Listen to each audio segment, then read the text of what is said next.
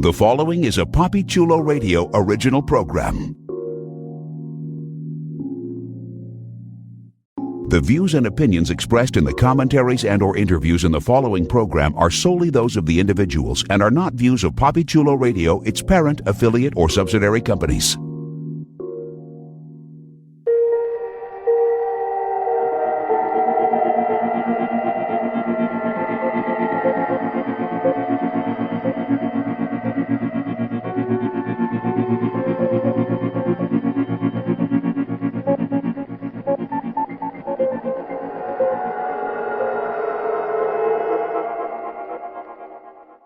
Welcome to Are You Afraid? Double Feature, Part 1, Red Tide, brought to you by KPCD 666 Cape Radio, a PapiChuloRadio.com original series, Papi Chulo Radio, celebrating a decade of podcasting excellence. Today is Thursday, September 9th, 2021, and I'm your host, Jeffrey Arauz. During this podcast, we'll be having an in-depth discussion on FX's American Horror Story Double Feature. Please welcome my co-hosts, Vinnie Hatcher. I have a PhD from Harvard. Meth is well below my pay grade. And hi. Love it. Madison Fitzpatrick. Hey guys, welcome back. And Odina Gonzales. Hello. Let's jump into our discussion of Season 10, Episode 4, which was titled Blood Buffet and aired September 8th, 2021. Here's the official synopsis of the episode. The dark history of Provincetown and its residents are brought to light. That's all they gave me, so that's all y'all getting.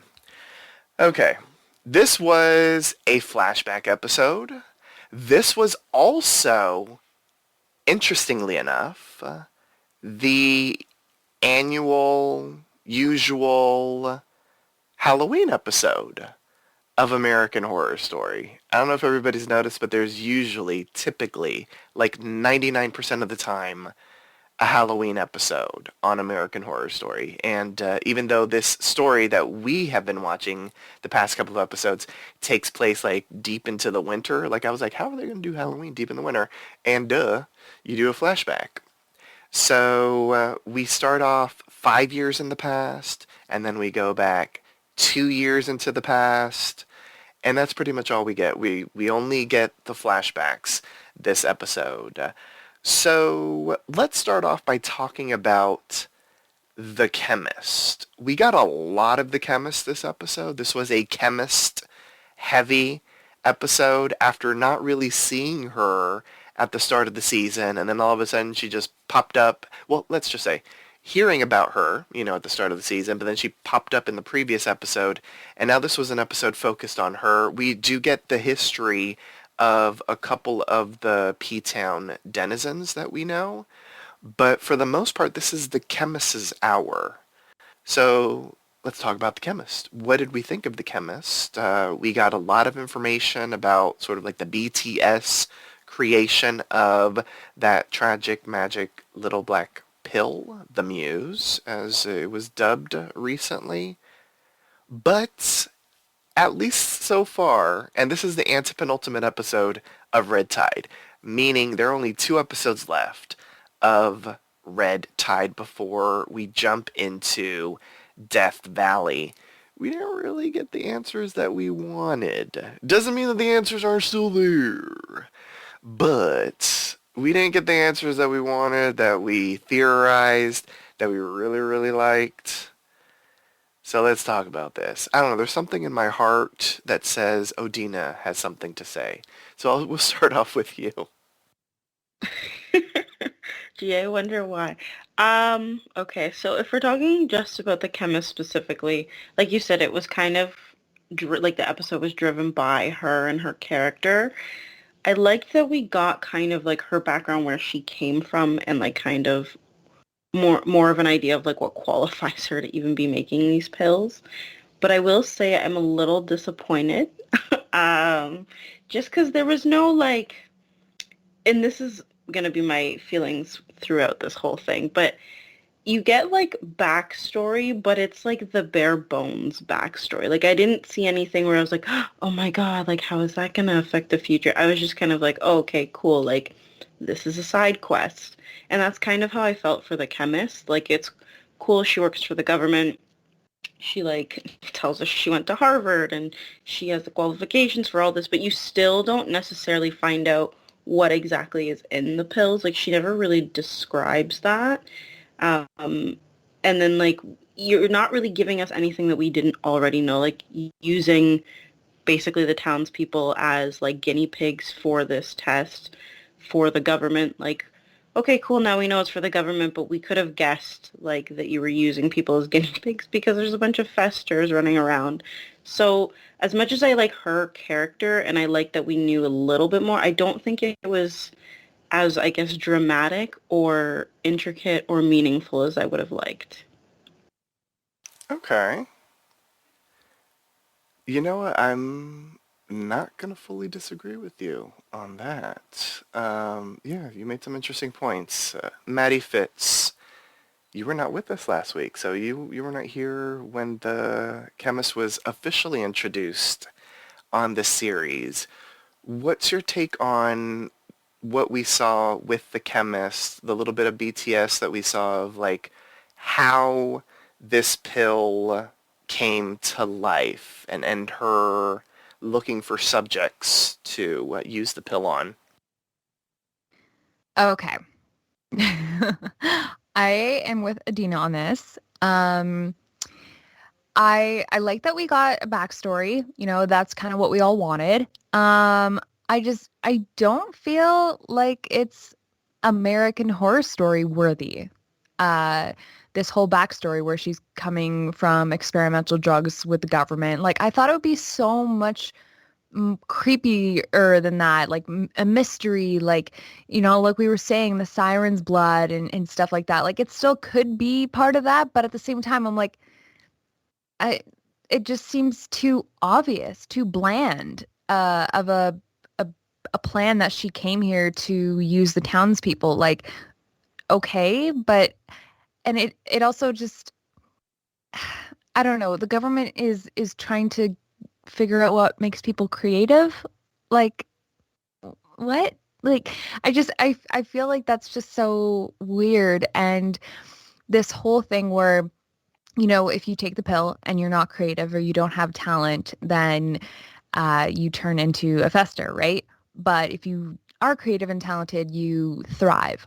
But what, to me, I got really thinking about it, is what kind of draws that line between a fester and somebody that can thrive? Who is judging on somebody's creativity and talent? You know what I mean? So somebody can be talented, but not up to the scale of somebody else, but they can still be talented. So what? Somebody has to have an X amount of neurons or whatever in their head in order for this pill to really work. It's just, it makes it kind of open-ended and not so specific as I thought it was going to be.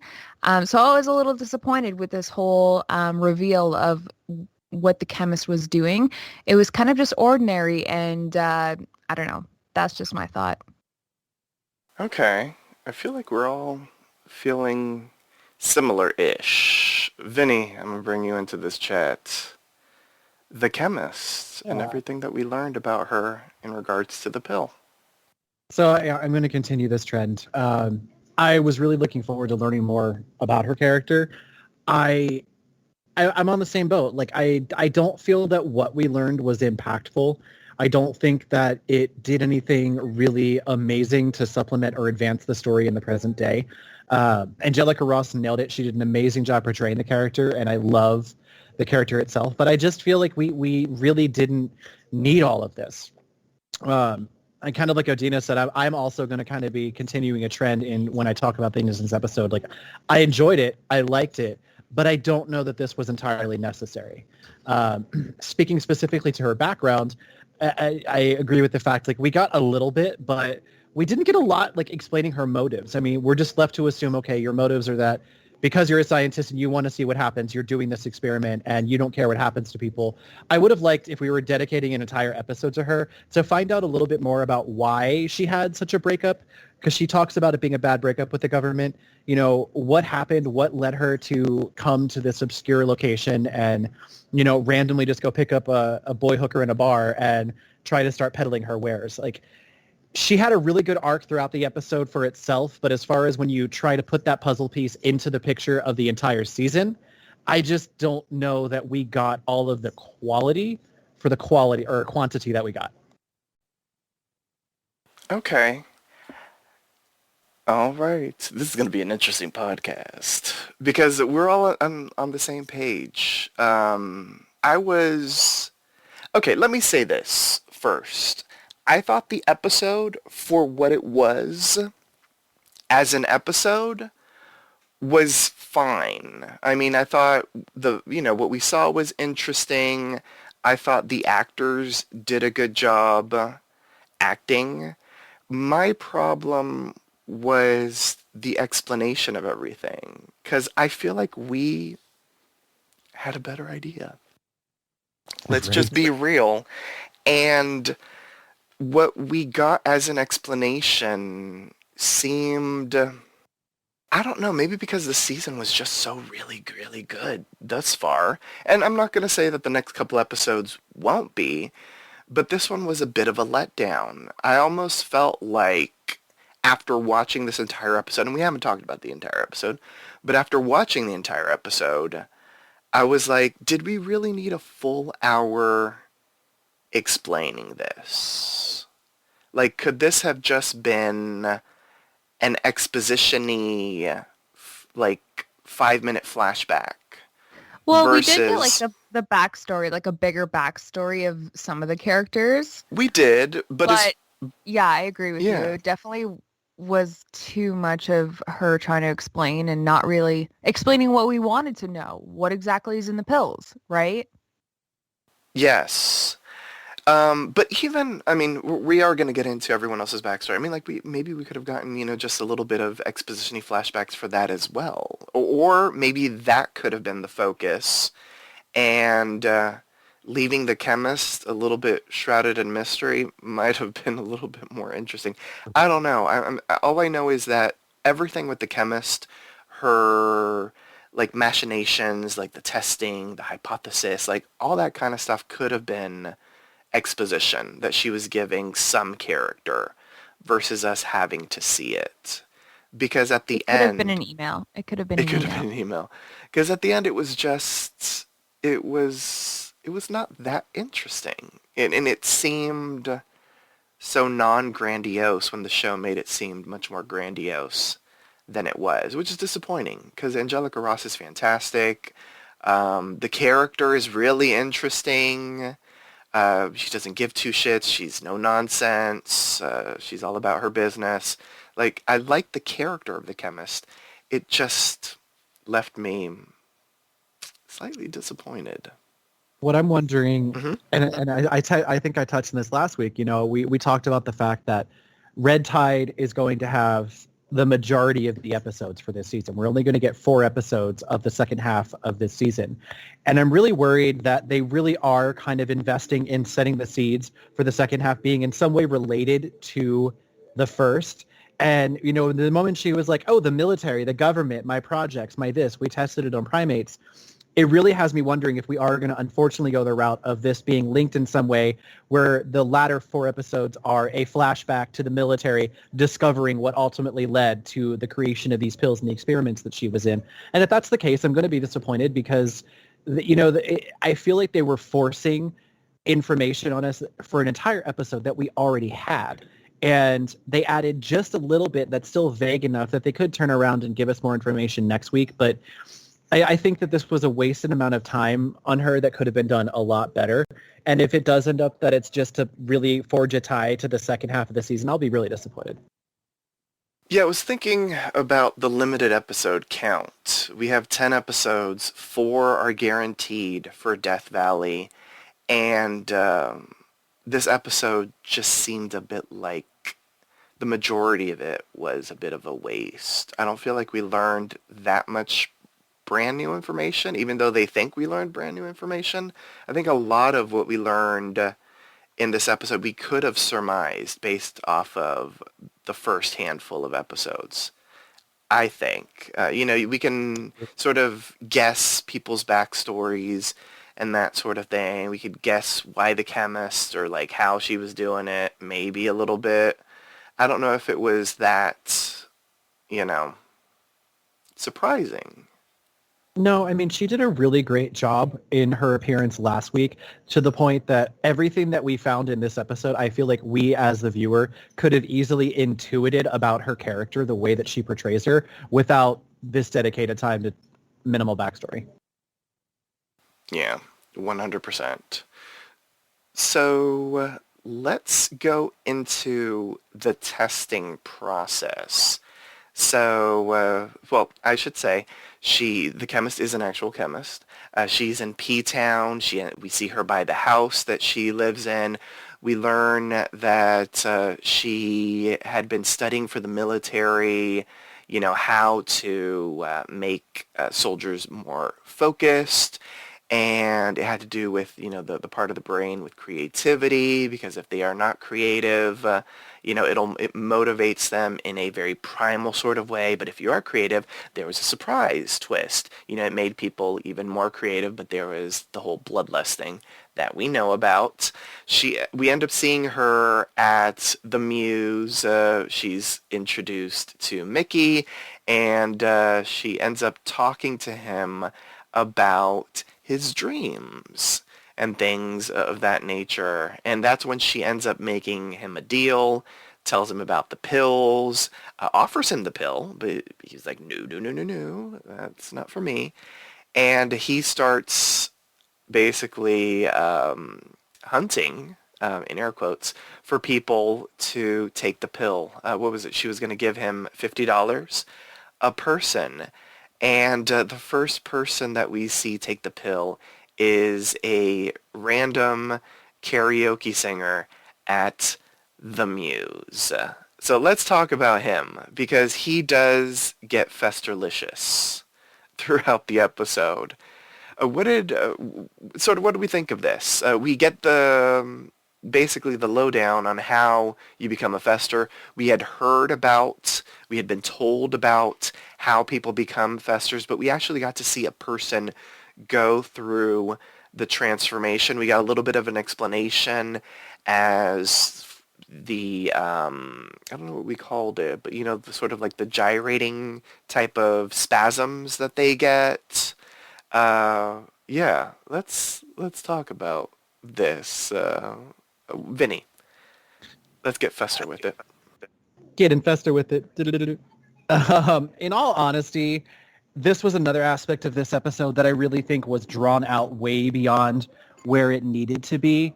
We already have a potential, and I'm not going to get specifics, but we all have hypothesized that at some point during this season, we are potentially going to see one of our present-day characters ingest the pill who does not have talent. I'm going to leave it at that until next week. But it felt very forced, like, oh, you guys really need to see what happens when someone who doesn't have talent takes this pill. But really, when you see the finished product, you can actually see 100%, this person obviously went through a degradatory process and something happened in like a de-evolution. And because it was a character that we had never met before and we were not invested in, like I don't even remember catching the guy's name, and yet he's given such prominence in the episode to really display for us what happens as a consequence if you're talentless. Again, another aspect, like I didn't hate it, but I didn't feel that it was necessary, and I didn't feel that it really did anything but do another instance of rehashing, kind of like we talked about, how the first episode or two was really great, but then the third, we kind of felt like we were revisiting those murder scenes. Well, here, if we potentially are going to see this happen in the present day, then we're going to just have this rehashed all over again. I think it was another option that could have been implied or explained without being necessary to advance anything in this episode. However, I will say that I was absolutely thrilled that Eureka O'Hara was in this episode, and she was a shining beacon in Fester's segment, and I absolutely loved it. All right. I will say this about the Fester. You said it felt a little dragged out. I didn't mind this story because this was actually interesting for me. I really wanted to see someone other than the person that we assume will be Festerized get Festery. And I did enjoy this aspect. I enjoyed how they really tried to fully explain why a Fester is a Fester. So I was actually here for this part and his growing sort of frustration about the pills. And then when the truth came out, and in the words of that movie, he couldn't handle the truth. It was spectacular. I did enjoy the Fester section. Odina, did you like Fester? Or did you like Fester like I did? Or were you more like Vinny? I'm kind of half in, half out. I don't think that the scene or the Fester part was not necessarily needed, but at the same time, I do agree that it was a bit drawn out. I think it had a lot of potential to be great because, like Vinny said, you could honestly just explain the Festers with somebody's soliloquy. Okay, great. But seeing the process and what they could have done, use it as a vehicle to explain what was in the pill. Because in the actual episode, she talks about like kind of how it affects, like how it's supposed to affect the part of the brain that I guess generates creativity or helps foster creativity. And usually those with the bigger lobe or whatever are the ones that are creative and yada, yada, yada. So you get an explanation of how it affects the creativity in a person specifically, but then you don't really get an explanation. Like he just says some people like get angry because they don't have any talent, and some people get angry because they think that they're talented beyond measure or whatever. But I'm like, okay, but like there's no like you're a chemist. Like there's no actual like literal reason. You're just assume like what is in the pill that affects that anger, because you're saying it affects the frontal lobe or whatever that affects creativity. But like does it also affect a part of the brain that triggers anger or releases chemicals that trigger anger? Like it was just so like unexplained but like explained. But again, the running theme, the explanation is something we could have put together. In terms of like the whole Fester moment when he goes to get the jacket and all, I could have done without that. Like that was so unnecessary.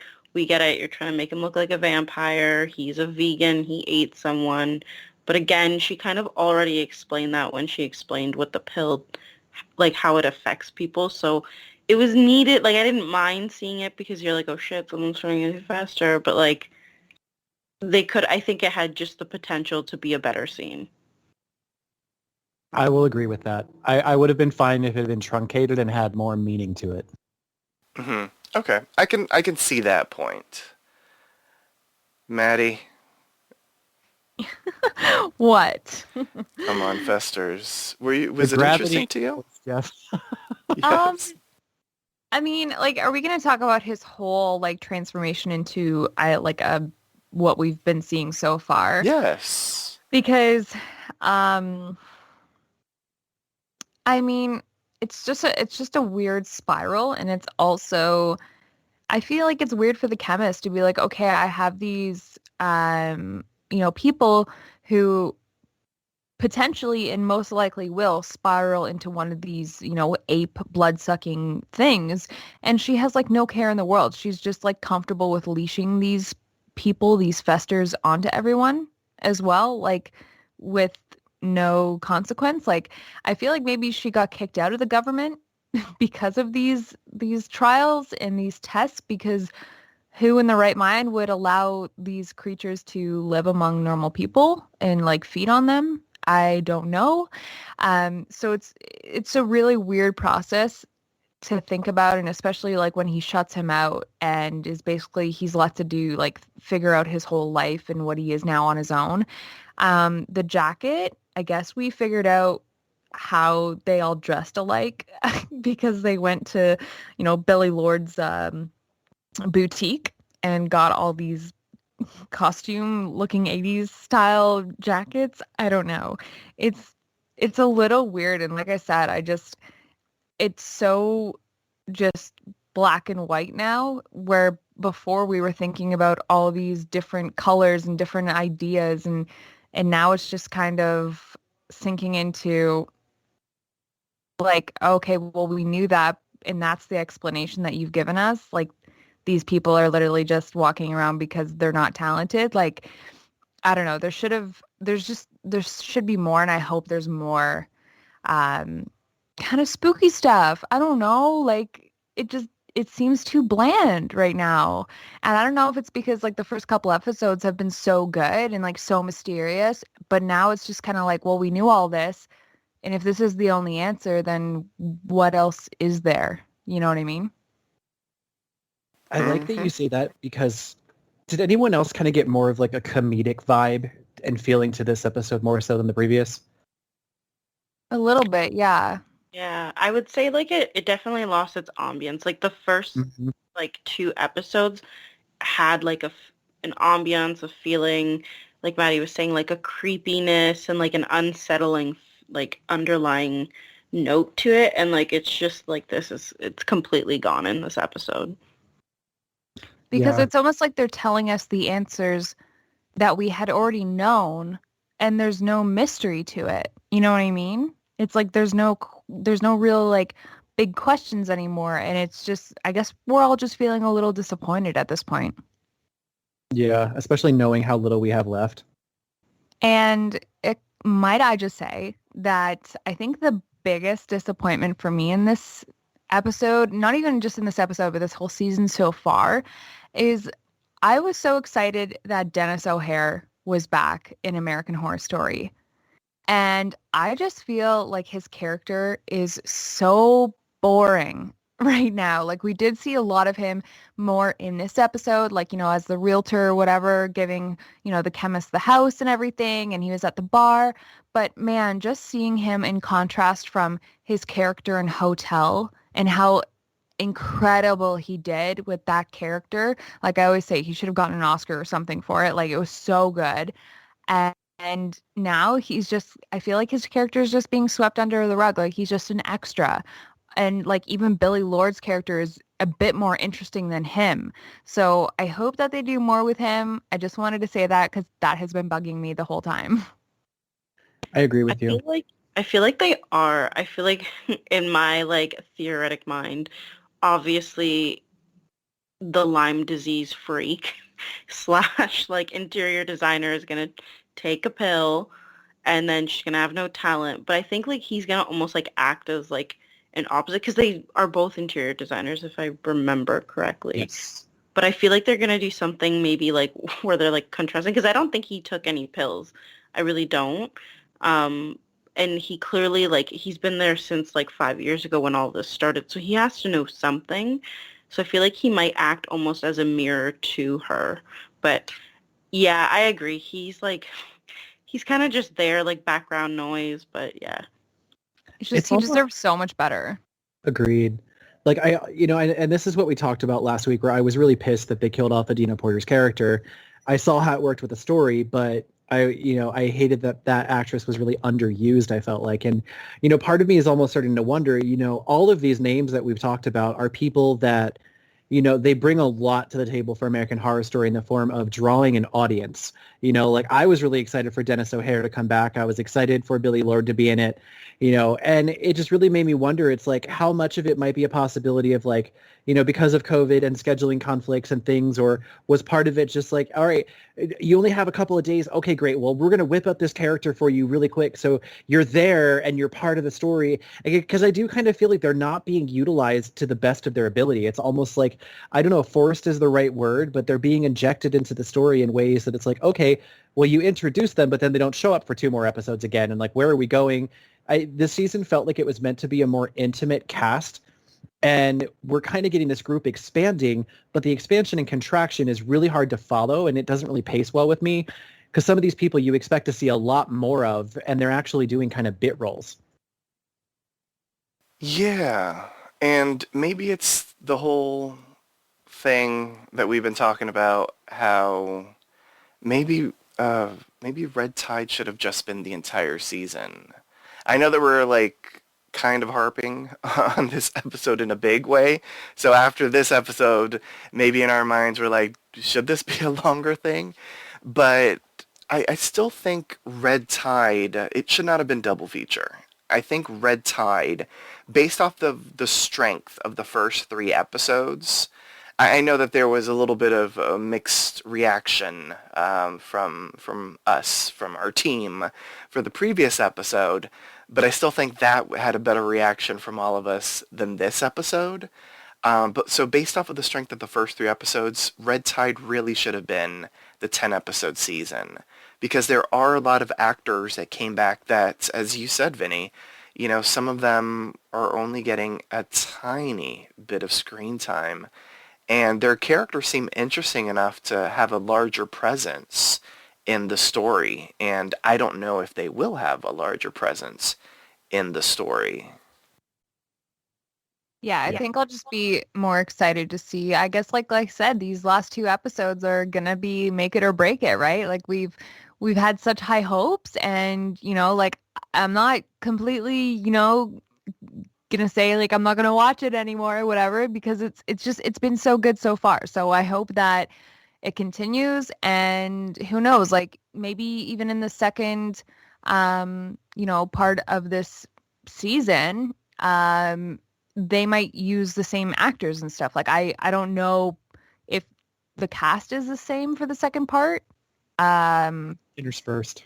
Yeah, so I mean, we might see them more and in bigger roles, right? So I'm not too sure, but yeah, like I want to get back to the main story. The main story. Let's go. Look, done with this flashback. Let's go back.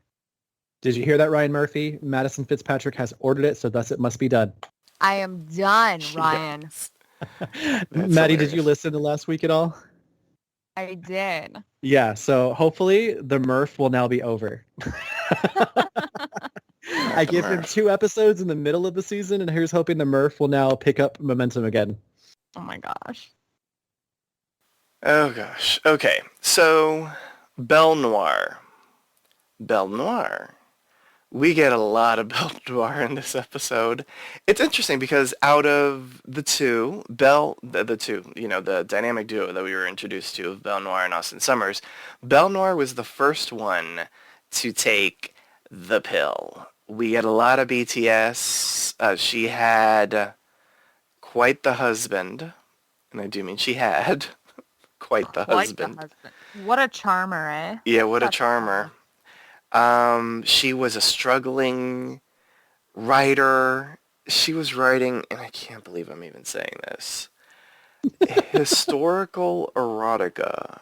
So if you've ever wanted to have fantasies about George Washington, Martha Washington, and Benjamin Franklin getting their fuck on, I cannot tell a lie. it is for you. Oh God, I was just like, who thought of this shit? They're Brad Googling this on Falchuk wrote fanfiction. this. Wait, what were you saying, Odina? You know there is a Trump supporter somewhere looking this up on fanfiction to see if it's real. Probably. What is that rule on the internet that if you could think it, then it's a fetish? This has to be a fetish for someone. Who? I don't know. But there's better porn out there. I'm just saying. Good grief. Okay, so Belle Noire, everything Belle Noire. Let's talk about her. Maddie? I loved her in this episode. Like I really did enjoy the flashback of her story. Just because it was really cool that, you know, she was a struggling writer, and obviously her look is completely different. We find out that she is, you know, insecure because she has an abusive husband, and just the fact that she wasn't confident in her own writing. And then she gets introduced and she blossoms into what we know now as the beautiful and cunning and confident and sexy Belle Noire. So I really enjoyed this part. It was really, really cool seeing her kind of transformation into who she is. Like even just in the beginning when she's talking to Mickey in the bar to when she's talking to Billy Lord's character in her shop, like her character is completely different, the way that she communicates, the way that she carries herself. So seeing that transformation was really, really, really great. Odina, what about you? Belle Noire. What'd you think of her backstory? I'm gonna agree with Maddie. I think this was the most redeemable point in the episode. They did a really good job, as Maddie said, kind of showing her transition as a character. Her husband's a piece of shit. I also feel like it did a really good job of like advertising how the pill really can affect or like change someone's character. When especially when she like kills her husband and then she goes to tell the chemist and the chemist was like, okay, what did you feel? She's like, did you feel rage? She's like, yeah, but I felt thirst. So like I feel like that was a really good point as well. And the fact that she kind of like almost disassociated her like feelings for her husband and just like didn't care anymore. I think that was also a very important part because I think that you can obviously see that in present day. So yeah, I thought she did a really, really good job with everything. I think they did a good job showing her character kind of evolve into what she is now. And again, I guess everyone goes to Billy Lord's like tattoo slash like clothing slash dentist shop to like get clothes, but it really suits her. And yeah, overall, I thought it was a really good point. Well, I mean, it means she's making some bank, apparently. Shout out to Billy Lord. Yes. Vinny, I'm going to bring you in for this too, because everyone's having very tiny thoughts. So I need everyone's thoughts. Come on down to Billy's Threads and Fangs. Exactly. Yeah, Oh my God, imagine if that was the name of her show. Have you guys seen that commercial where it's like the guy talking about it's some weird combination of like chicken and tires or something? It's like this really over the top meme that goes around, and it's like I just imagine a commercial with her and they're like, "Are you having trouble biting into your prey? Come on down and get a new set of fangs and a really awesome jacket at the same time." And throw in a tattoo for free. Right? No, I continue with the trend here. This was, if there was anything that this episode could have been dedicated to in its entirety, and I would have been okay with it, it was the evolution of Belle Noire. I will admit that her background was incredibly predictable, but I think we all saw it coming that she was going to have to come from a background of being incredibly meek, maybe talented, but just hadn't found her muse yet, pun intended. I agree with the transformation process. It was really awesome to see her go from, the mother on 6 Feet Under, basically all over again, into this powerhouse Black Widow that we love to hate so far this season. It was the one part of the episode that did give us information that in a way does translate well into the motivations and, the current iteration of the character that we're used to. Hands down, her wardrobe, once again, I fucking loved it. Like, the transformation would not have been as awesome without the outfit that she put on when she finished her transformation completely and walked into that karaoke bar. Shout out especially to the 2-year mark where she goes into the Thread and Fang shop, as I'm calling it from now on, and you could tell that she was in mid-cocoon. She was in mid-transition to the person that we know today. And there were elements of it that were peeking through. She was already starting to kind of show the qualities, the strength, the fortitude, and the ruthlessness that we were coming to expect from Belle Noire. And I think this was the most illuminating arc of the entire episode. I co-sign all of that. Frances Conroy is fantastic. It's interesting because at the start of the season, I mentioned that Kathy Bates was supposed to be Belle Noire this season, and I can see Kathy Bates be Belle Noire. Belle Noire would be very different because Kathy Bates and Frances Conroy as actors are different actors. So it would have been good, but different. And Frances Conroy knocked it out the park in this episode. She was fantastic. She was fantastic too at a certain point. But she was absolutely fantastic in this episode. I do wish the focus would have been on Belle Noire, 100%. Yeah, like Belle Noire is the focus as opposed to the chemist, and getting the chemist, maybe sprinkled through the episode, maybe that would have been interesting. Yeah. Okay, let's talk about Austin.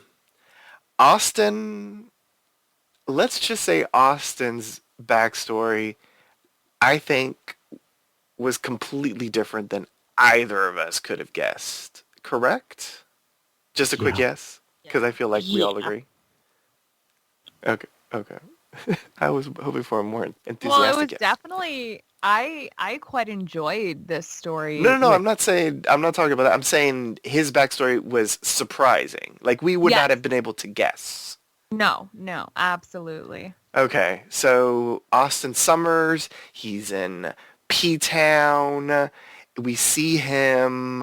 Okay, so we do find out at a certain point he is a struggling playwright. But to pay the bills, we catch up with him on Halloween night at the Muse, which is having a drag show, and Austin Summers is in horrible drag, and he has a horrible drag name, Patio Furniture, which is about as erotic as you can get, I guess, in P-Town. So let's talk about Patio Furniture. Patio Furniture, she was bullied by her fellow drag performers that night. Patio Furniture was at the piano, was approached by a fully musified Belle Noire. That's where their friendship and kinship started. She could see the creativity in him and all that kind of stuff. Let's talk about Austin. Who wants to go first? I will. Okay. Um, okay, so I feel like this was a bit of an injustice to Austin's character, not because of his actual backstory, but because of the limited time that they gave it.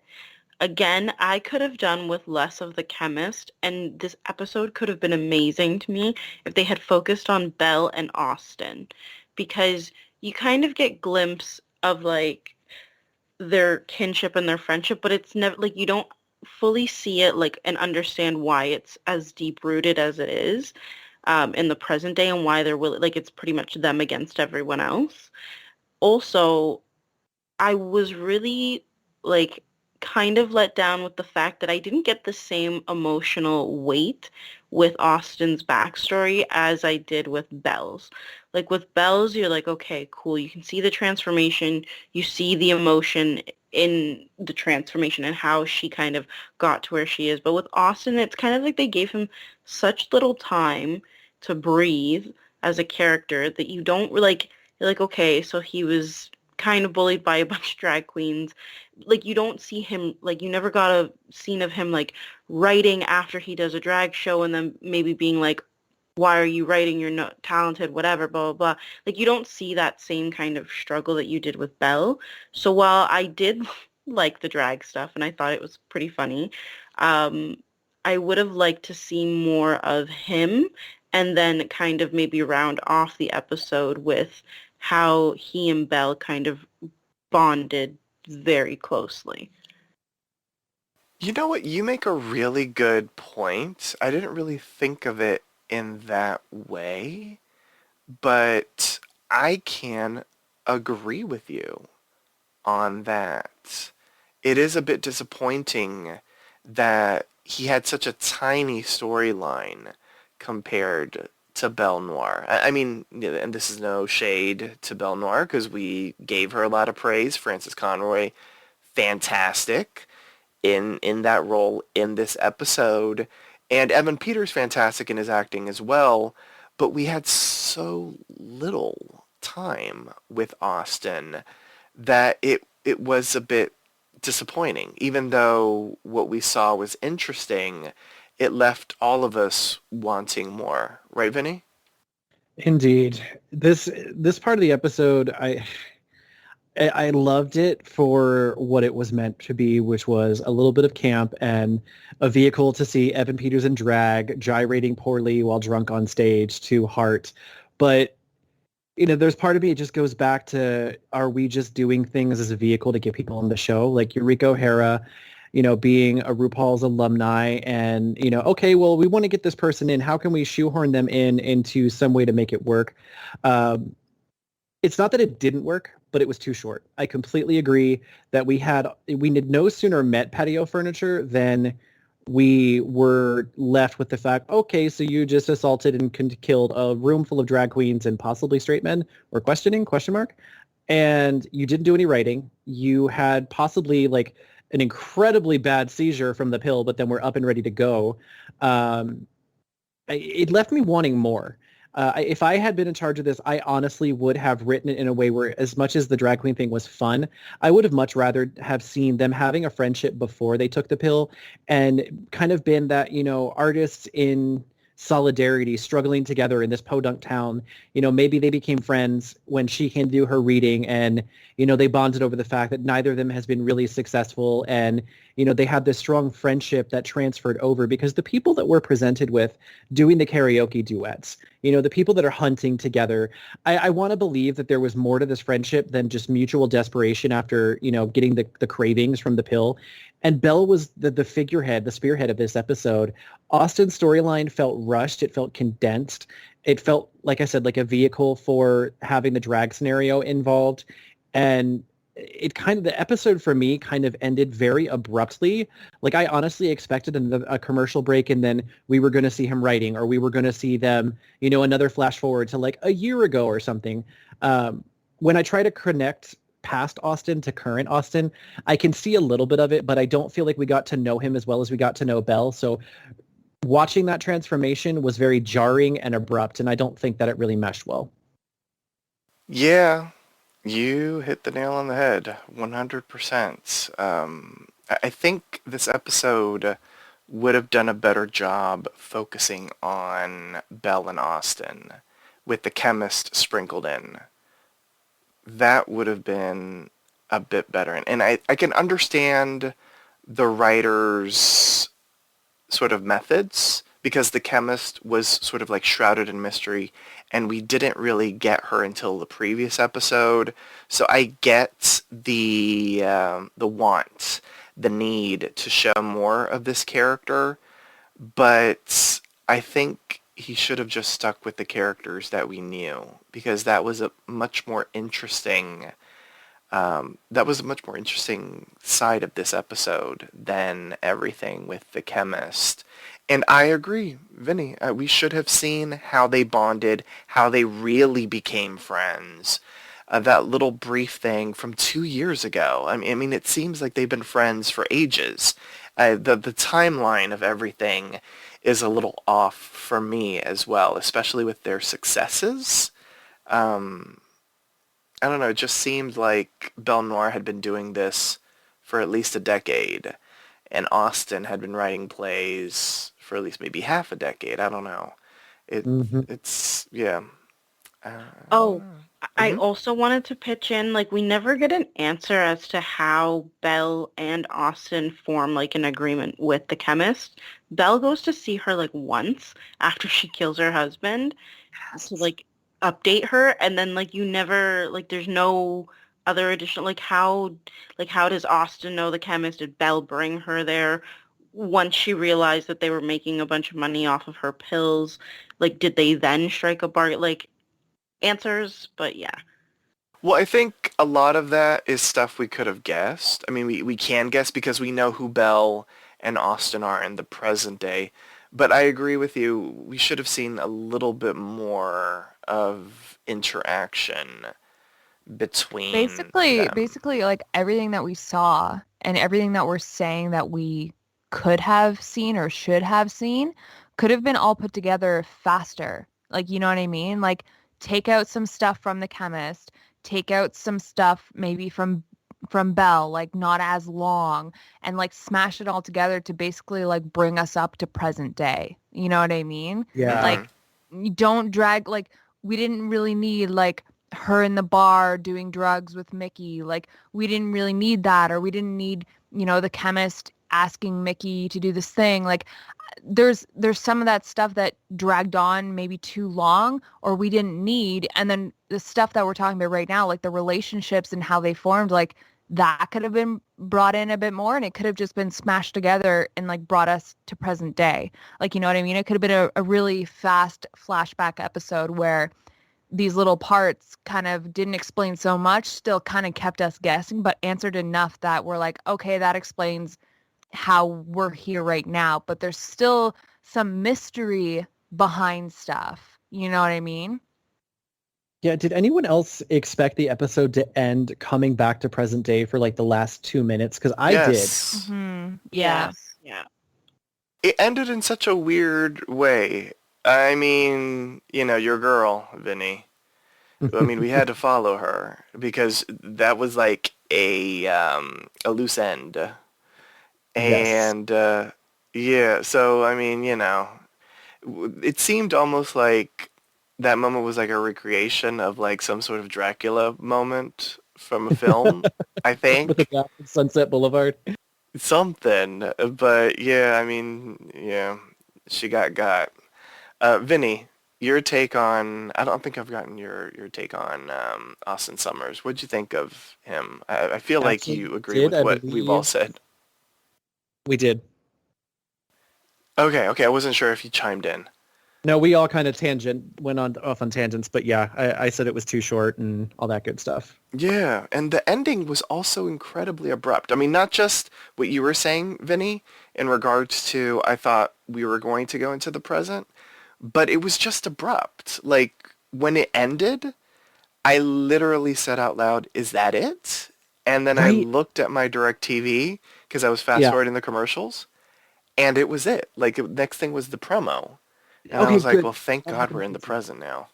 Yeah, that really threw me off because I don't remember them doing it like that, but we were watching. We had that last scene with Eureka and Fester, and then it went to commercial break, and I would have expected to go right to the credits if that was the end, but instead we got the promo, and I was like, oh, okay, so we're probably going to get a little bit in the present to whet our appetite for next week, and then it was just straight up credits. So I was like, did somebody do their job wrong editing? Yeah, because usually I feel like maybe I'm remembering wrong. Like when it's like the last clip, like we'll get the whole dung dung, stay tuned for scenes from the next episode or Yeah. something. But we didn't even get that. Yeah, so that was something. Okay, this is going to be fascinating because we're heading into the MVP. But before I even say that, was there anything that I missed? A tiny little moment? Can we talk about the Mickey of it all briefly? Yes, let's talk about Mickey. We did get a lot of Mickey in this Yeah. episode. So it was really interesting. I would have liked to see his downfall. And maybe I took this wrong, but Mickey seemed to be, he was very prominent in this episode. And he seemed like he was initially the chemist's right-hand man, her wingman, if you will. But I feel like we missed something where something changed because looking back at last week, you know, he was saying, you don't go near that house. You don't want to go there. So I took away from that something had to happen where the chemist scared the shit out of Mickey or he fell out of favor or something. And I was almost expecting that we were going to see that. And that's another resonation that doesn't, you know, travel forward into where we are in present day because I feel like this past Mickey, while the same character, I feel like we were missing something. And this might be another one for the list of things that were implied that should not have been, they should have been portrayed. But it was really fascinating to see him be kind of like her first contact, her go-to. But there's been a disconnect between then and now where Belle and Austin seem to be the front runners and the figureheads of it all. And he's kind of back to going to the dick dock and, you know, living in the shed, crapping in a bucket. And he obviously didn't get a lot out of the relationship with the chemist. So I'm really wanting to know what happened. Yeah, I agree with you Mm-hmm. there, Vinny. My thought of why like he's so against the chemist now and like against the pills and stuff. Well, obviously we know he's taken one, but like even before then, I think it was maybe because he was actually seeing throughout the years what they were actually doing to point. people. Because like, we did see one fester, but like obviously throughout the years, a lot more people took the pills, and maybe he just saw like his town basically like killing itself because of these things, right? So, and maybe he was, like getting jealous of the fact that when the people did take these pills, they were getting rich and famous. And, because he doesn't think that he is talented enough to even take them, right? So maybe that's why, because, like we did have that moment where he was like, hey buddy, like to the singer, and he's like, you don't look so good and stuff like that. So maybe he was kind of actually seeing what these pills were doing to the people that he once knew. You know what I mean? And maybe he felt a little guilty because he was the one bringing them to her at first. You know what I mean? But I did really think that at the start of this episode, am I the only one who thought that he was really put together compared to what we see him before? Yeah. I was like, you don't really look like you're falling off the wagon. Like you kind of like look like you took a shower yesterday. Like, you know what I mean? Yeah, like shit hit the fan in 5 years, which I mean, if you're doing drugs, I mean, I guess that can happen, but it was still, I don't know. I don't really know how to describe that, but he seemed way too clean and with it um, for 5 years ago. And I agree with you, the mystery of why his reaction was the way it was to the chemist, as well as the chemist's reaction to him. Although technically we could sort of see it as, the chemist not wanting new people or something, or like, because that's really what her reaction was in the previous episode. Yeah. But still, there seems like there should be more story there than what we got. And I don't think we're getting another flashback episode. I mean, I can remove the I don't think. I know we're not getting another flashback episode. There are 2 episodes left of Red Tide. And this seemed like a pause on everything. And not a good pause, because we have had other episodes of American Horror Story in the past, in previous seasons, where we get a flashback episode. We get to know what happened earlier and what was the backstory of this location or these people and how they got to that location. And for the most part, it has been interesting. This one, unfortunately, left us craving more. We had a thirst. Does anybody watch Titans? Yes. Oh my god, yes. Okay. If I say that this was the Hawk and Dove episode, do you know what I mean? From like the 3rd season, yeah? Yeah, like every season they have like an episode that's dedicated to Hawk and Dove, and it's like universally panned as like the least favorite episode. Oh, but have you seen it this season though? Yeah, no, it was a good one this season. It was, like, but yeah. I kind of that's the correlation that I drew. Was like, okay, so something really big happened last week, but instead of telling you what the next thing that big happens is, we're going to take you a little bit back on a detour and give you a bunch of backstory. And it's not bad, but it's not anything that really you're like, you could have done without it. I'm curious though to know, because like I want to know what the end game was. So the chemist shows up, right? And then just starts dealing out pills for her experiment. She's taking notes, doing this, doing that. So then how does she get, like, what is the point in that? And then we skip to, like, present day, and she's like, stop handing out my pills to everybody. Like, I don't want any attention. Like, something has to go south. And maybe that ties into Mickey a bit. Like, where something has to go left field where she's like, okay, like, enough. Like, I was also hoping she was going to go a little mad scientist, and maybe that's why she fell out with the government. Like, they were like, we want these pills to do this, but then she was like, no, but they could do this. And they're like, well, no, that's, like, against moral or ethical codes. And so she just takes the information and runs with it. But yeah, I just don't know what the end game of her whole, like, I guess, research process was. Yeah, the mad scientist route seemed like an appropriate way to deal with the chemist. I mean, it is a horror movie trope, so they would be, you know, striking a trope that is incredibly familiar to this genre, but they didn't.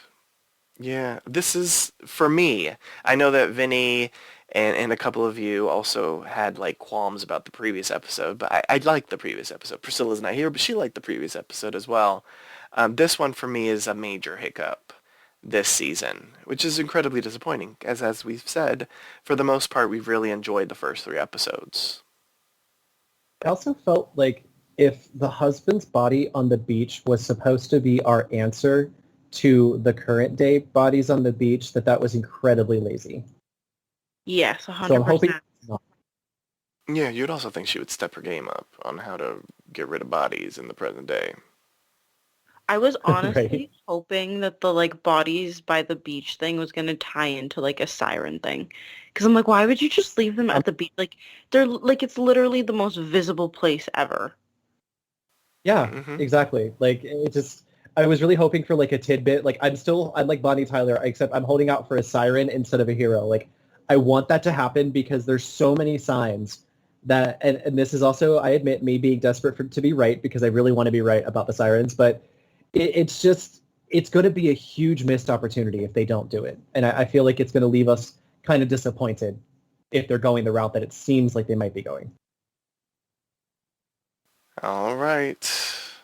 I feel like we've exhausted this episode. I'm exhausted by chatting about this episode. Let's head into the MVP. The most valuable player. State which character impressed you throughout the episode and why. Once a character has been chosen, they cannot be selected again, so choose wisely.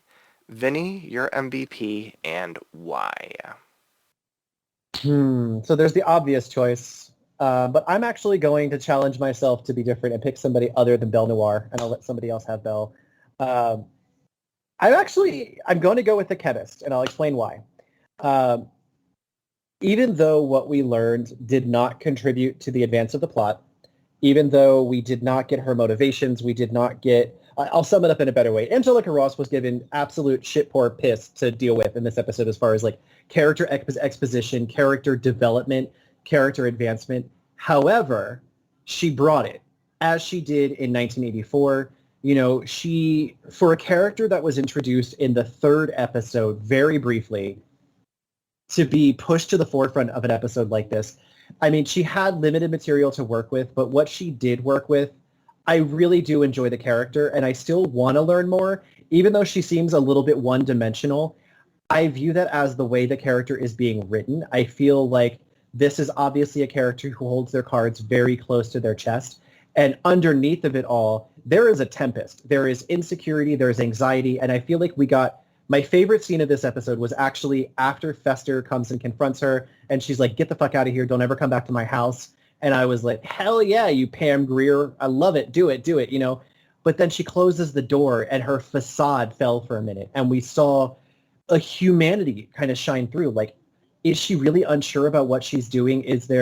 There's clearly more depth to the character that's probably going to come out, at least I hope so, over the next couple episodes. So even though I wasn't happy with the story presentation, her performance and just overall, I'm curious to see where the character goes. And even though it didn't contribute as much as I would have liked, she did an amazing job, and she's clearly the linchpin of everything that's going wrong in this town.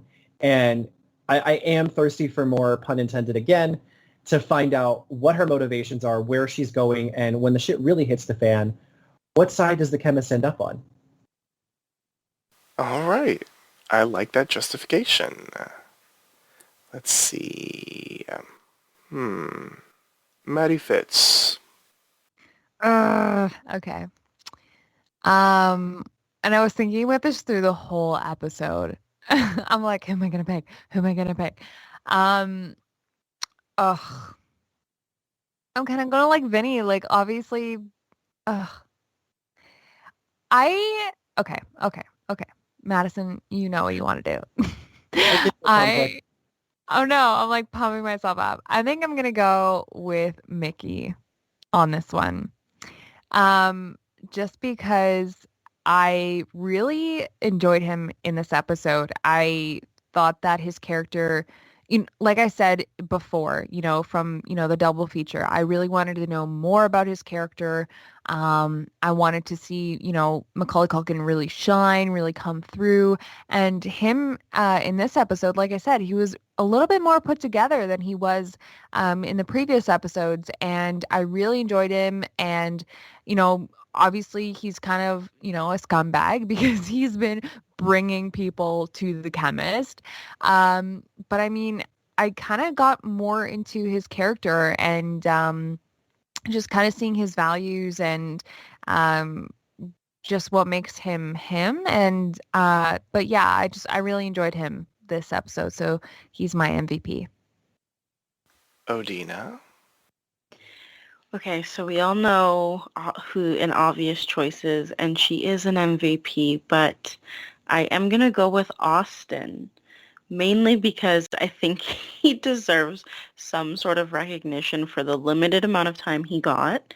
Um, and I do think he was a bit of a bright spot in an otherwise like boring episode.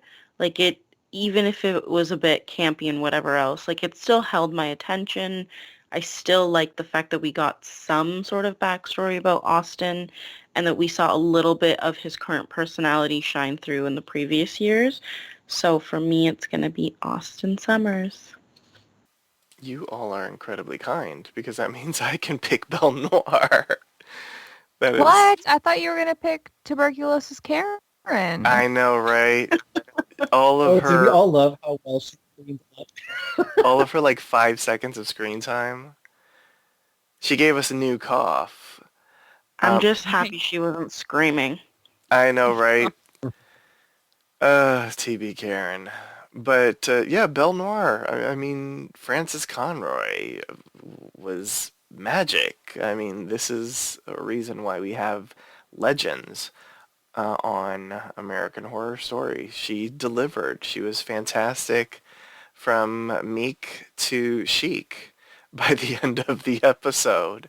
Yeah, oh God, when she killed her husband, she sucked his blood, and she goes to the chemist with the bloody face. Not, a callback to season 2, but her own bloody face was fantastic.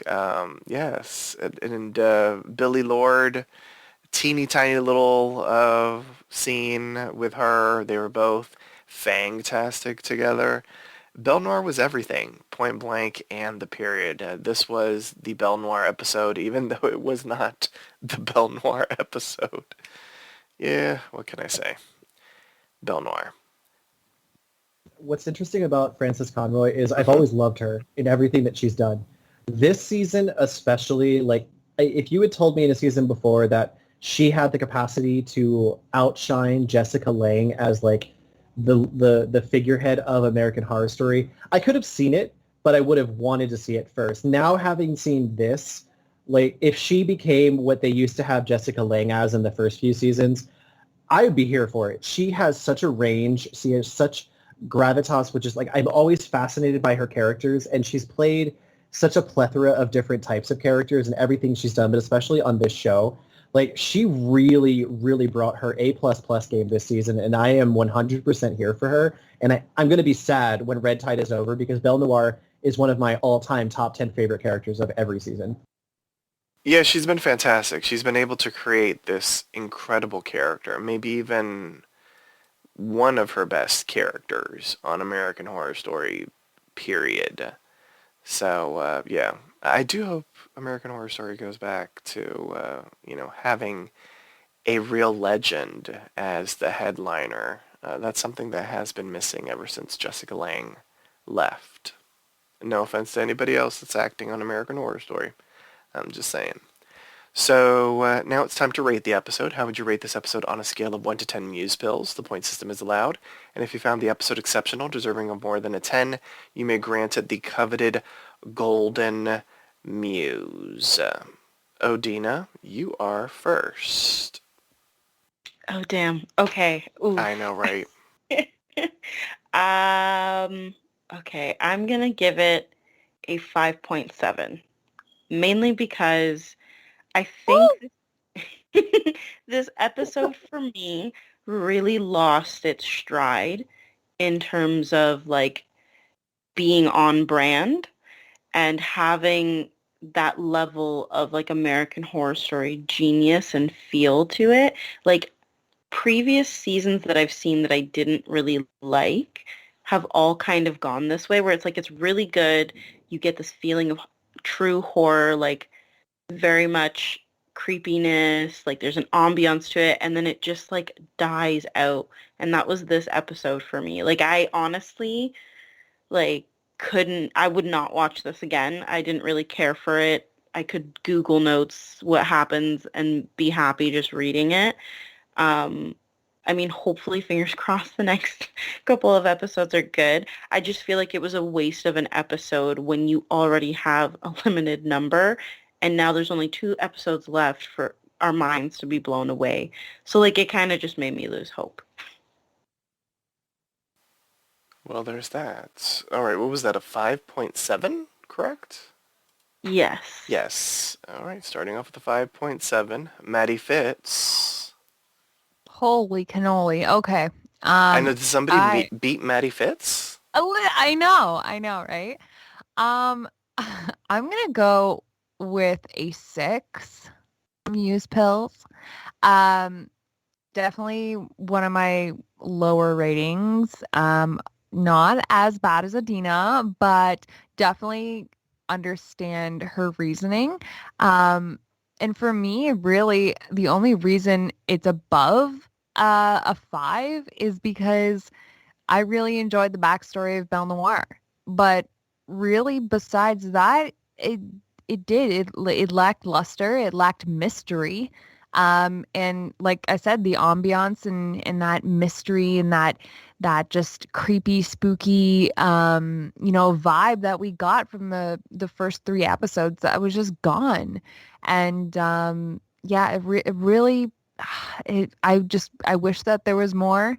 I understand that this is a flashback episode. Sometimes that does happen when you do this, because you're not in the current day story. But I think it could have been better. It could have been better, but I'm holding it strong a bit because I did enjoy Belle Noire's story. Okay. 5.7, a 6. They're all in the same neighborhood. What neighborhood are you stopping by, Vinny? I'm gonna go with the golden. I'm kidding. Get off this show. I'm gonna make you feel a little bit better. I'm going straight down the middle with a 5. I talked last week about the mirth and worrying that was what was going to happen. And because my prediction proved to be 100% true this episode, it is straight down the middle of 5 for me. No points, no elevation.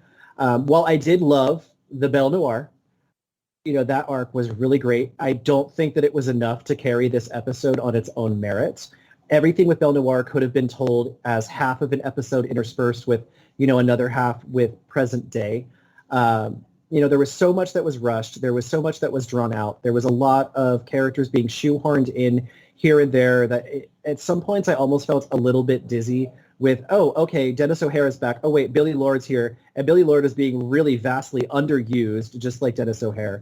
The easiest comparison I can make is if you've ever been to a buffet, and at the buffet where they're constantly changing out the food when it's empty, sometimes the almost empty food, it's warm and it's edible, but it might have been sitting there for a few hours, so it's just okay. But then when they bring out that fresh dish of like macaroni and cheese or whatever, it always tastes better. And that's like, you're going to go for that, and the okay stuff is going to kind of just sit there. For me, Belle Noire was that big new dish of macaroni and cheese that's really warm and fresh and tastes wonderful. Every other part of the episode, which was a majority for me, was disjointed. It didn't advance the current storyline. I walked away from this episode really not with a lot of knowledge about where we're going in next week when we come back to the present. And while I valued the backstories that we got, even though Belle's was great, Austin didn't balance out very well. I was left wanting knowing where their friendship really went after her initial recruitment of him. And this episode was 100% a definition of the mirth, that time of the season that Odina just described in detail, where, you start off with this awesome momentum and all these expectations are set, and then we're kind of just left with a meh.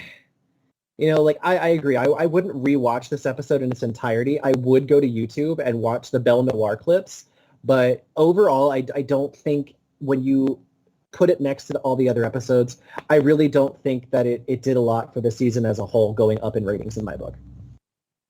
Yeah. I just want to know what buffet you're going to that serves mac and cheese.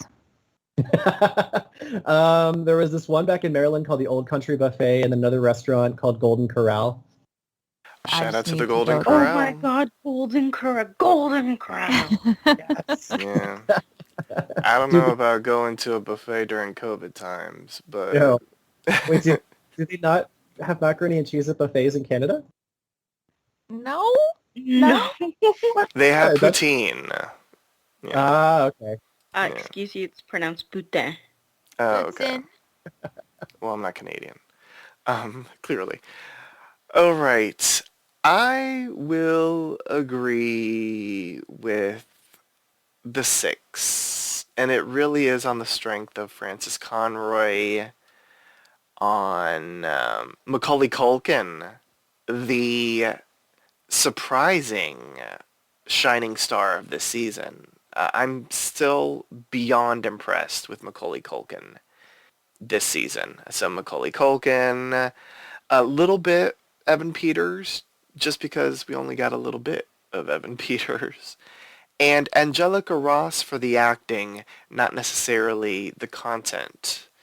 This episode, we were like driving along, we were coasting, in the northeast of the United States. We were coasting along a coastal highway, and we just pumped the brakes big time with this episode. I don't know, maybe there was a lot of roadkill on the road, but we pumped the brakes big time, and it ruined the momentum. It really did for me. Had we gotten... We didn't need it... okay. It's not that we needed our theories to become true. We had some pretty damn good theories. It's not that I needed that to become true and become reality and that sort of thing. I didn't need us to be right, but we needed something a bit more interesting than what we got. It seemed way too simple to need to be expressed over the course of an hour episode. This should have been an episode they tinkered with. I don't know if any of the other episodes they were really tinkering hard with them during the COVID hiatus that they had. But if they were, they really should have tinkered with this episode. I'm just saying. So on that note, join us next time for a brand new installment of Are You Afraid? Double Feature, Part 1, Red Tide. Here's our announcer to remind you on how you can interact with us. Follow Poppy Chula Radio on social media. We are on Facebook, Instagram, Twitter, at Poppy Chula Radio. Do you have any questions, suggestions, comments, or concerns? Email us via contact@poppychularadio.com. Are you interested in joining the Poppy Chula Radio team as an on-air personality? Email talent@poppychularadio.com. Binge listen to your favorite Poppy Chula Radio programs by visiting poppychularadio.com/archives. You can also download tonight's broadcast and the rest of the series through Apple Podcasts and Google Play. Just search for Are You Afraid? Double Feature. And subscribe. Thanks, announcer. My co-hosts, please wish the listeners a good night, starting off with Vinnie. Good night, everyone. And remember, if you run into a stranger in a bar and she offers to take you home, she probably doesn't want sex. She wants to give you mind-altering pills that will make you thirst for blood. True dat. Maddie Fitz. Good night, everybody. And remember, if there's a local artist in your town doing a book signing, go to it. Yes. And Odina. Good night, everybody. Try not to fester about this episode. Ooh. Good one. You're cute. I like it. Thanks for tuning in. Download new episodes of Are You Afraid? Double feature, part 1, Red Tide, every Friday via Apple Podcasts, Google Play, and the Papi Chulo Radio archives. Good night.